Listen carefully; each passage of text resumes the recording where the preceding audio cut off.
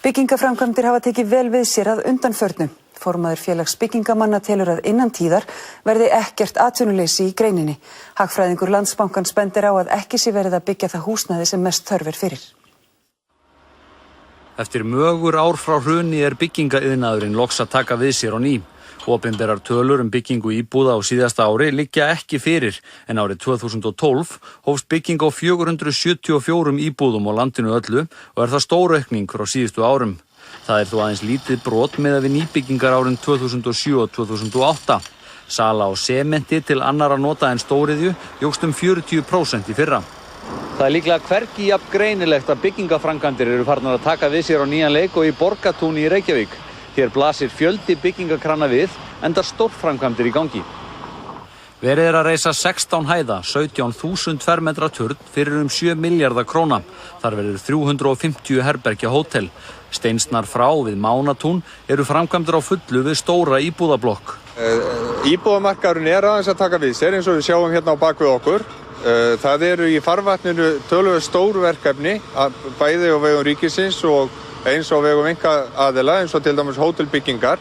Þannig að ég held að verkefnastaðan svona heilt yfir sé nokkuð góð. Hann spáir því að byggingaiðnaðurinn verði komin í eðlilegt horf í haust. Já, það það allir séu konur með atvinnu.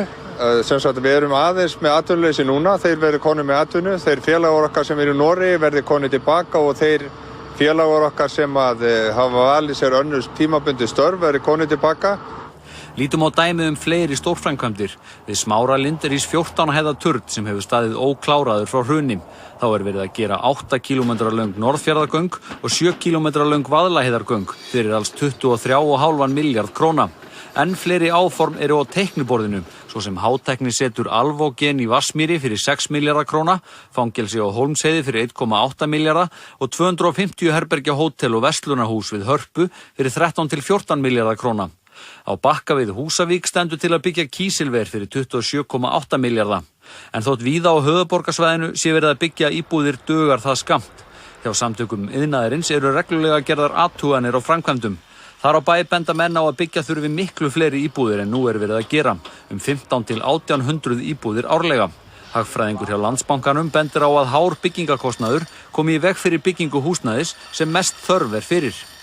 Nei, það náttúrulega verið að byggja íbúðarhúsnæði og mér sýnist að það sé fyrst og fremst verið að byggja stærra og dýrara húsnæði vegna þess að það dýrt að byggja og byggingarmenn sjá sér ekki endilega hag í því að vera að byggja þessar ódýru litlu íbúðir í neinum mæli sem að fólk sammála að þurfi fyrst og fremst.